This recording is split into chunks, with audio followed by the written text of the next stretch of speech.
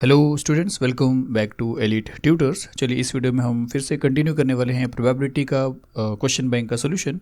और इसमें हम देखेंगे क्वेश्चन नंबर 3A और क्वेश्चन नंबर 3B, जिसमें से A एक्टिविटी है और B आपको सॉल्व करना है, लेकिन दोनों भी 3 मार्क्स के हैं।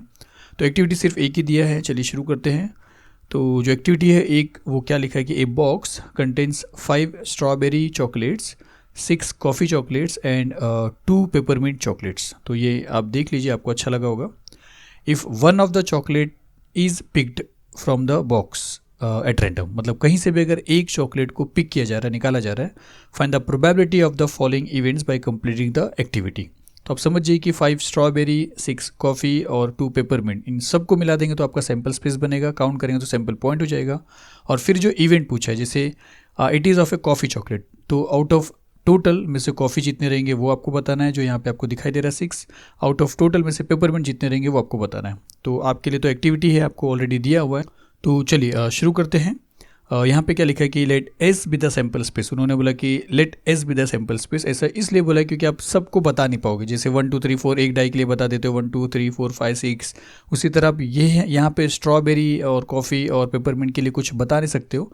इसके लिए आप डायरेक्ट ऐसा लिख सकते हो कि लेट, जैसे 52 कार्ड्स के लिए भी हम नहीं बता सकते। तो let S be the sample space, therefore n of S क्या रहेगा, ये 5 प्लस ये 6 प्लस ये 2, जिसका मतलब है टोटल 13 रहेगा। अब फर्स्ट इवेंट क्या है, it is a coffee chocolate. तो इवेंट ए क्या लिखा है, it is a coffee chocolate. तो एन ऑफ ए क्या रहेगा, एन ऑफ ए क्या रहेगा, कॉफ़ी, सिर्फ कॉफ़ी कितना 6, तो एन ऑफ ए कितना रहेगा 6। पी ऑफ ए क्या रहेगा, फॉर्मूला बोला है तो n of A upon n of S रहेगा, तो यहाँ पे एन ऑफ ए आ जाएगा। फिर उसके बाद एन ऑफ ए के प्लेस पे आएगा 6 और एन ऑफ एस के प्लेस पे ऑलरेडी दिया हुआ है 13। सॉल्व करेंगे तो आउट ऑफ 13 6 चांसेस है कॉफ़ी की चॉकलेट का पिकअप होना। चलिए सेकेंड इवेंट क्या है कि it is a peppermint chocolate. तो यहाँ पे वही लिखा है, तो एन ऑफ बी कितना रहेगा, 2 रहेगा, क्योंकि 2 ही पेपरमिंट के चॉकलेट है। और फॉर्मूला बोला है तो n of B upon n of S रहेगा। और प्रोबेबिलिटी क्या रहेगा, 2 आउट ऑफ 13, क्योंकि एन ऑफ बी का जो वैल्यू है आपको मालूम है यहाँ पे 2 है।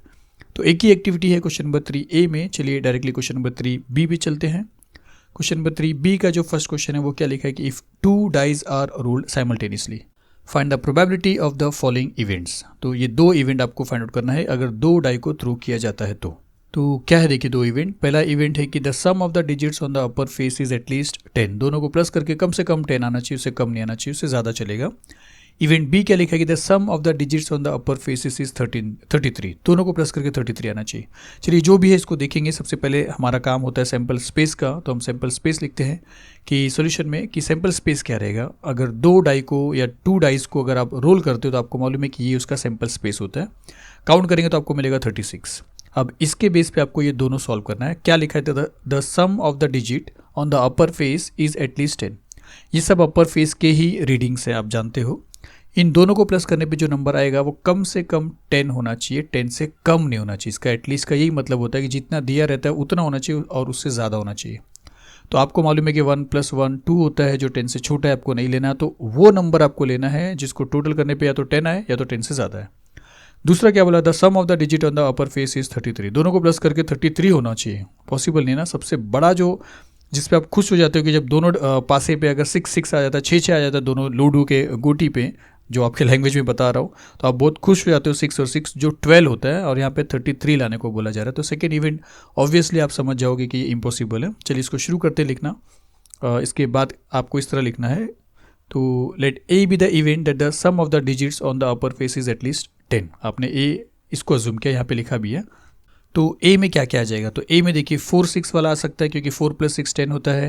कम से कम 10 चाहिए, 10 से कम नहीं चाहिए। 5 5 10 होता है, 5 6 11 होता है, कम नहीं चाहिए, उससे ज़्यादा चलेगा। 11 चलेगा, 12 चलेगा। तो 6 6 12 है, और 6 4 10, 6 5 11। तो एन ऑफ ए अगर आप देखते हो तो आपको मिल जाता है 1 2 3 4 5 6। अब आपको चाहिए पी ऑफ ए। तो पी ऑफ ए का formula n of A upon n of S है। एन ऑफ ए आपके पास 6 है, एन ऑफ एस आपके पास 36 है। 6 × 6 6 6 36। तो सॉल्व करेंगे तो 1/6 आता है। तो 1/6 इसका आंसर होता है। चलिए सेकेंड वाला देखते हैं। सेकेंड के लिए जूम करेंगे, let B be the event that the sum of the digits on the upper face is 33। दोनों को प्लस करके 33 आना चाहिए। The sum of the digits on the upper face can be maximum 12। ये आप समझिए, क्योंकि आप जानते हो अभी मैंने बताया था कि मैक्सिमम ये है। इसको दोनों को प्लस करेंगे तो आपको 12 ही मिलेगा, 12 से ज़्यादा आपको नहीं मिल सकता है। और इसीलिए हम यहाँ पे लिख सकते हैं कि event B is an impossible event. और अगर इवेंट बी इम्पॉसिबल है तो आपको मालूम है कि बी में कुछ नहीं आएगा और देयरफॉर एन ऑफ बी क्या रहेगा 0, और पी ऑफ बी का जो फॉर्मूला लिखोगे आप उसमें आपको 0 सब्स्टिट्यूट करना पड़ेगा और 0/36 का वैल्यू आपको 0 मिलेगा। तो प्रोबेबिलिटी ऑफ बी जो है वो 0 है। सेकेंड नंबर आपको नहीं मिल सकता, मतलब सेकेंड इवेंट आप नहीं कर सकते हो। चलिए फर्स्ट क्वेश्चन फिनिश होता है, सेकेंड वाला देखते हैं क्या लिखा है। If 3 coins are tossed simultaneously, अगर 3 सिक्के को एक साथ उछाला जाता है तो find the probability of the following events. ये 2 इवेंट्स को आपको फाइंड आउट करना है। सैम्पल स्पेस की बात करेंगे अगर, तो 3 कॉइन का ये सैम्पल स्पेस होता है जिसका ट्रिक ऑलरेडी वीडियो में है प्रोबेबिलिटी के लेसन में। तो एन ऑफ एस जो है वो आपको मिलता है 8। अब आपको एक एक इवेंट देखना है। इवेंट ए क्या है, to get no head, head नहीं चाहिए, तुरंत आप समझिए ये है आपका आंसर, लेकिन आपको सब स्टेप में बताना है। तो let A be the event of getting no head.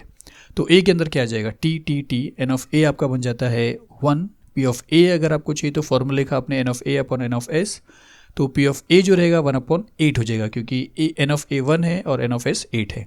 चलिए ये फर्स्ट वाला इवेंट कंप्लीट हुआ। सेकंड क्या लिखा, टू गेट एटलीस्ट 2 हेड। तो चलिए टू गेट एटलीस्ट 2 हेड के लिए बी एज्यूम करते हैं। तो let B be the event of getting at least 2 head. तो बी के अंदर क्या आएगा, देखिए मैं फिर से बता रहा हूँ, एटलीस्ट 2 हेड, एटलीस्ट वर्ड जब भी आता है तो 2 हेड का मतलब है कि आप जिसमें जो आउटकम में 2 हेड है पहले वो ले लीजिए और उसका उल्टा करिए, 2 से ज़्यादा 3 हेड वाला ले लीजिए। तो अगर आप देखेंगे तो आपको ये मिलेगा। आप मैं फिर से आपको बता रहा हूँ, कन्फ्यूजन ज़रा भी है तो आप प्रोबेबिलिटी लेसन विजिट करिए प्लीज़, मैं रिक्वेस्ट करता हूँ, आपको ये क्लियर हो जाएगा। तो एन ऑफ बी जो है वो आपको मिलेगा 1 2 3 4, और आपको पी ऑफ बी चाहिए तो n of B upon n of S 4/8, और 4/8 आपको मिल जाएगा 1/2। चलिए सेकंड क्वेश्चन यहाँ पे फिनिश होता है। चलते हैं थर्ड क्वेश्चन पे। थर्ड क्वेश्चन क्या लिखा है, if 1 coin and 1 die are thrown simultaneously. Lesson में भी किया है ऐसा question. Find the probability of the following event. आपके हाथ में 2 चीज़ें हैं, एक तो एक सिक्का भी है और साथ ही एक डाई भी है। तो आपको सैम्पल स्पेस में क्या आ सकता है। चलिए सैम्पल स्पेस के पहले क्या बोला है कि आपको कि to get a tail and, चलिए आपको बाद में समझेगा ये जब आप सैम्पल स्पेस लिखोगे तो सैम्पल स्पेस क्या मिलेगा, ये मिलेगा आपको। ये चीज़ें भी हमने एक्सप्लेन किया है। तो देखिए ये ऑर्डरली हमने लिखा है, आप जैसा फेंकोगे यही चीज़ आएगा ऐसा नहीं है, लेकिन ये टोटल यही आ सकते हैं, यही आपको बताया गया। क्योंकि आपके हाथ में एक कॉइन है जिसमें हेड और टेल ही आ सकता है, और आपके हाथ में एक उसी टाइम पे आपके पास एक डाई भी है जिसमें 1 से लेकर 6 तक के नंबर है। तो अगर दोनों को एक साथ भेजोगे किधर, तो हो सकता है कि कॉइन में हेड रहे लेकिन डाई में 1 आ जाए, और फिर ऐसा भी हो सकता है हेड और 2 आ जाए, हेड और 3 आ जाए। तो हमने लाइन से ये पॉसिबिलिटीज़ लिखा है और टेल के साथ भी लिख दिया। तो टोटल 1 2 3 4 5 6 और प्लस 6 12। तो एन ऑफ एस जो है वो आपको 12 मिलेगा। अब यहाँ पे आपका इवेंट शुरू होता है। तो अज्यूम करते हैं let A be the event to get a tail and even number. Tail आना चाहिए और इवन नंबर। देखिए टेल है और ऑड है, ये छोड़ दीजिए, टेल है और इवन है, ये आप एक हो जाएगा। टेल है इवन है, टेल है इवन है, बस ये 3 चीज़ आएगा। तो ए में आ जाएगा T2 T4 और T6। तो एन ऑफ ए जो है वो आपको मिल जाएगा 3। पी ऑफ ए आपको चाहिए, पी ऑफ ए का फॉर्मूला है n of A upon n of S, 3/12 मिल जाएगा। 3/12 को अगर आप सॉल्व करोगे तो 3 1 3, 3 4 12, 1/4 आता है। पी ऑफ ए है वो आपको मिलता है 1/4। तो चलिए इवेंट बी आप लिखिए कि to get head and odd number. Head और ऑड नंबर चाहिए, तो हेड ऑड नंबर ये है, हेड और ऑड नंबर ये है, हेड और ऑड नंबर ये है। तो यहाँ पे हम लिख सकते हैं कि बी में H1 आ सकता है, H3 आ सकता है, H5 आ सकता है। एन ऑफ बी आपका मिल जाएगा 3। पी ऑफ बी अगर आपको निकालना है तो formula n of B upon n of S है 3/12, जिसको आप सॉल्व करोगे तो 3 1 3, 3 4 12, ये भी आएगा आपको 1/4। तो आपका थर्ड क्वेश्चन यहाँ पे फिनिश होता है। चलिए फोर्थ क्वेश्चन जो लास्ट क्वेश्चन है इस सम्स का वो देखते हैं। फोर्थ क्वेश्चन क्या लिखा है कि a balloon vendor has 2 red 3 blue and 4 green balloons. एक बलून वेंडर है बेचने वाला, 2 लाल कलर के बलून है उसके पास, 3 ब्लू कलर के बलून है और 4 ग्रीन कलर के बलून्स है। तो 2 + 3 + 4 कितना होएगा, 3 + 2 5, 5 + 4 9 आपका सैम्पल स्पेस बनेगा, जिसमें से आप R1 R2 भी ले सकते हो, ऐसा भी करके बता सकते हो। मतलब ब्लू के लिए आप B1 B2 B3, ग्रीन के लिए G1 G2 G3 G4 कर सकते हो ईजी होने के लिए। फिर देखिए क्या लिखा, he wants to choose one of them at random to give it to Pranali. तो प्रणाली करके कोई छोटी सी बच्ची आई, उसको एक बलून चाहिए। तो वो क्या बोल रहा है या क्या सोच रहा है बलून वेंडर कि he wants to choose one of them at random. उसमें से जितने भी बलून उसके पास है कोई भी एक कहीं से भी निकाल के उसको देने का है, उसको ऐसा देख कर नहीं देने वाला है। तो what is the probability of the event that the प्रणाली गेट्स ए रेड बलून। तो रेड बलून मिलने के कितने चांसेस है, आउट ऑफ टोटल जितने रेड बलून रहेंगे उतनी चांसेस रहेंगे, आउट ऑफ टोटल जितने ब्लू बलून्स रहेंगे उतने चांसेस है। सेम आपको टोटल अपॉन इसका टोटल अपॉन इसका डिवाइड करना है। तो चलिए शुरू करते हैं सॉल्यूशन में कि let 2 red balloons be R1 R2, 3 blue balloons be B1 B2 B3 and 4 green balloons be G1 G2 G3 and G4। तो सैम्पल स्पेस में क्या आ जाएगा, सैम्पल स्पेस में ये सभी आ जाएंगे। तो S में R1 R2, B1 B2 B3, G1 G2 G3 G4 और N ऑफ S अगर आप देखोगे तो टोटल 9 हो जाएंगे। अब एक एक इवेंट की बात करेंगे। रेड बलून चाहिए, तो यहाँ पे लिखते हैं कि let A be the event that Pranali gets a red balloon. तो A में क्या आ जाएगा, देखिए उसको रेड बलून चाहिए तो A में सिर्फ R1 और R2 ही आ सकता है। तो N ऑफ A क्या रहेगा 2 और P ऑफ A अगर आपको चाहिए तो उसका formula N of A upon N of S है 2 अपॉन 9 और ये उसका चांसेस है, मतलब 9 में से उसको 2 रेड बॉल मिलने के चांसेस है। ऑब्वियसली कोई भी बता सकता है। तो चलिए सेकेंड इवेंट देखते हैं ब्लू बलून के लिए। तो अज्यूम करते हैं कि let B be the event that Pranali gets a blue balloon. तो ब्लू कितने हैं 1 2 3 B1 B2 B3। तो B के अंदर क्या आ जाएगा B1 B2 B3। N of B अगर आप देखोगे तो 3 आएगा। प्रोबेबिलिटी अगर आपको चाहिए तो P ऑफ B का formula N of B upon N of S है, मतलब 3 अपॉन 9 हो जाएगा। इसको सिंप्लीफाई कर सकते हो 3 1 3 3 3 9, तो इसका प्रोबेबिलिटी 1 अपॉन 3 आता है।